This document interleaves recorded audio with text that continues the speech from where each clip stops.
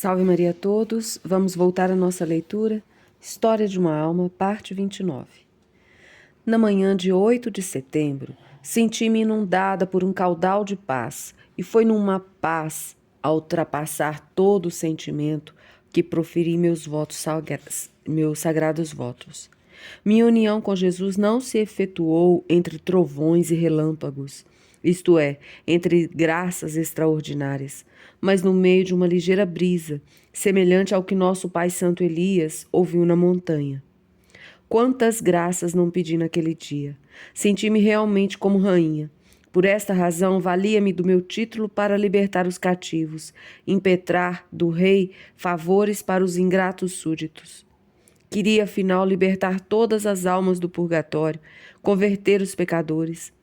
Rezei muito por minha mãe, por minhas queridas irmãs, por toda a família, sobretudo pelo meu paizinho, tão sofrido e tão santo. Ofereci-me a Jesus para que torne perfeita sua vontade em mim, sem que jamais as criaturas ponham um obstáculo. Passou o belo dia, à semelhança dos mais tristes, pois que os mais radiosos sobrevêm um amanhã. Não obstante, foi sem tristeza que depus minha grinalda aos pés da Santíssima Virgem. Sentia que o tempo não me arrebataria a felicidade. Como é bela a festa da Natividade de Maria, para a gente se tornar esposa de Jesus. Era a Santíssima Virgem, pequenina de um dia, que apresentava sua florzinha ao menino Jesus. Nesse dia tudo era pequeno, exceto as graças e a paz que recebi, exceto a tranquila alegria que senti à noite, quando contemplava as estrelas que fugiam no firmamento, enquanto imaginava que em breve o formoso céu se abriria aos meus olhos extasiados e poderia unir-me ao meu esposo na amplidão de uma alegria eterna. No dia 24, houve a cerimônia da minha tomada de véu. Foi um dia todo velado de lágrimas. Papai não estava presente para abençoar sua rainha. O padre estava no Canadá. O senhor bispo, que devia vir e jantar em casa de titio, encontrava-se doente e não veio também. Afinal, tudo foi tristeza e amargura. Contudo, a paz, sempre a paz, continuava no fundo do cálice. Nesse dia, Jesus permitiu que não pudesse conter minhas lágrimas e minhas lágrimas não foram compreendidas. Com efeito, tinha suportado, sem chorar, provações muito maiores, mas ajudada então por uma poderosa graça. No dia 24, pelo contrário, Jesus deixou-me à mercê de minhas próprias forças e demonstrei quanto eram reduzidas. 8 dias depois da minha tomada de véu, realizou-se o casamento de Joana. Joana Querim, prima de Teresa. Ser-me impossível dizer-vos, minha querida mãe, como o exemplo me esclareceu sobre as delicadezas que a esposa deve prodigalizar ao esposo.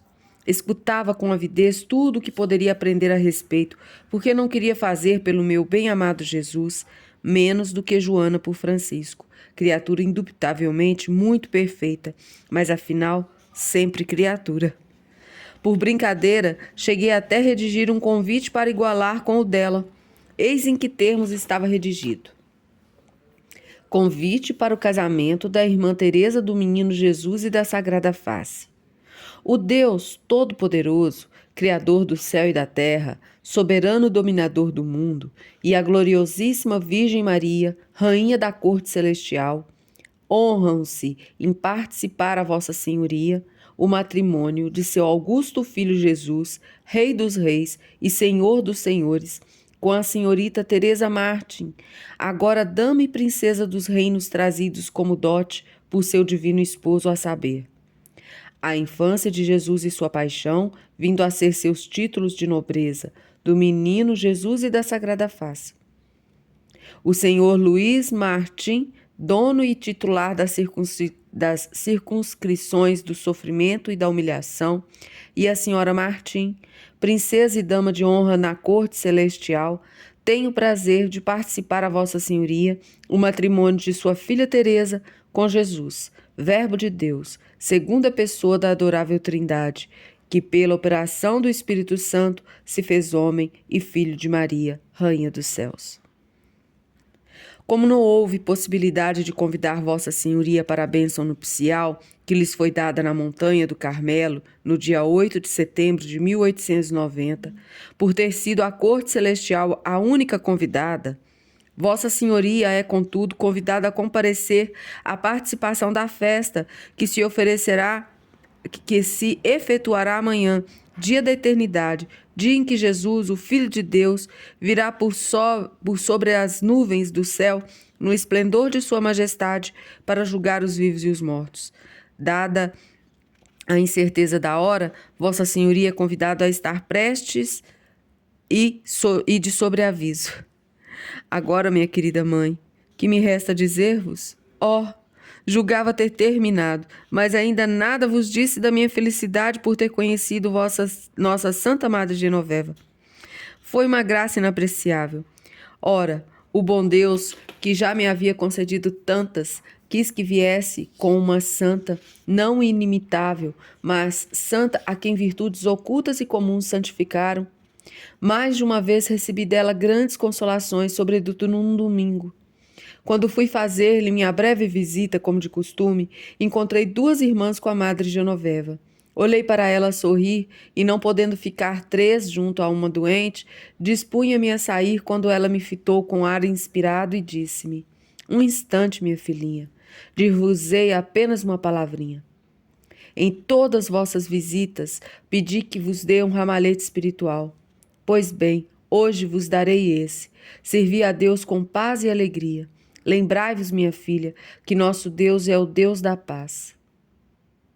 Depois de lhe agradecer com simplicidade, retirei-me comovida até as lágrimas, convicta de que o bom Deus lhe revelara o estado da minha alma.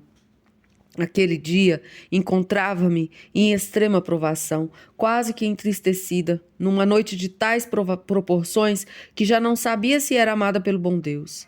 A alegria, porém, e a consolação que senti, podeis adivinhá-las, minha mãe querida. No domingo seguinte, quis saber que revelação tivera a Madre Genoveva. Assegurou-me não ter recebido nenhuma. Então, minha admiração foi maior ainda. Quando percebi a que eminente grau Jesus vivia nela e a guiava em obras e palavras. Uma santidade em tais condições me parece a mais autêntica, a mais santa. É a que desejo, porque não envolve nenhuma ilusão. No dia da profissão, tive também muito consolo em saber, da boca da própria Madre Genoveva, que ela, antes de emitir os votos, passara como eu pela mesma provação.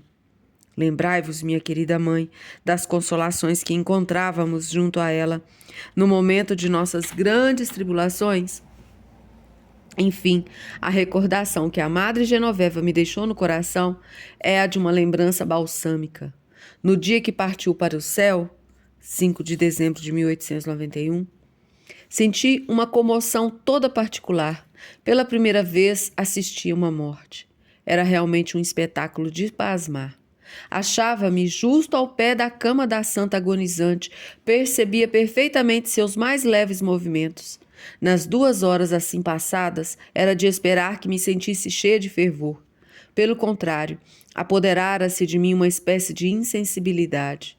Mas no próprio momento que nossa Santa Madre Genoveva nasceu para o céu, minha disposição interior mudou. Num abrir e fechar de olhos, senti-me repleta de um gozo e fervor indizível. Era como se Madre Genoveva me tivesse comunicado parte da bem-aventurança que desfrutava, pois tenho plena convicção de que se foi diretamente para o céu. Quando ainda viva, eu lhe dissera um dia: ó minha mãe, não ireis para o purgatório. Assim o espero, respondeu-me com doçura. O bom Deus seguramente não terá frustrado uma esperança tão cheia de humildade. Provamo-no todas as graças que temos recebido. Cada irmã se empenhou em conseguir uma relíquia. Sabeis, minha querida mãe, o que tem a felicidade de possuir? Na agonia da Madre Genoveva, notaram uma lágrima a cintilar na pálpebra, como se fosse um diamante. A lágrima, a última de todas que derramara, não chegou a cair. Eu a vi ainda brilhar no couro, sem que ninguém pensasse em recolhê-la. Tomando então um paninho fino, tive ânimo de achegar-me no correr da noite, sem que ninguém me visse, e de tomar como relíquia a última lágrima de uma santa. A partir de então, carrego-a sempre comigo, na bolsinha de guardar meus votos. Nenhuma importância atribuo aos meus sonhos. Aliás, quando os tenho, raramente são simbólicos. Chego até a perguntar a mim mesma por que razão, durante o sono, não me ocupo mais com o bom Deus se penso nele o dia inteiro. Em geral, sonho com bosques, flores, com riachos e mar. Quase sempre estou a ver lindas criancinhas, a caçar borboletas e passarinhos, como nunca os vi iguais. Vedes, minha mãe, que meus sonhos, tendo embora uma imagem poética, nem de longe são místicos. Depois da morte da Madre Genoveva, tive certa noite um mais consolador. Sonhei que ela fazia seu testamento e a cada irmã dava alguma coisa que lhe pertencera. Ao chegar minha vez, julguei que nada receberia, visto que já não sobrava nada. Ela, porém, soergueu-se e disse-me, por 3 vezes com timbre penetrante: a vós deixo meu coração. Vamos terminar por aqui hoje com esta frase: ofereci-me a Jesus para que torne perfeita sua vontade em mim, sem que jamais as criaturas ponham um obstáculo. Sem palavras, a todos, salve Maria.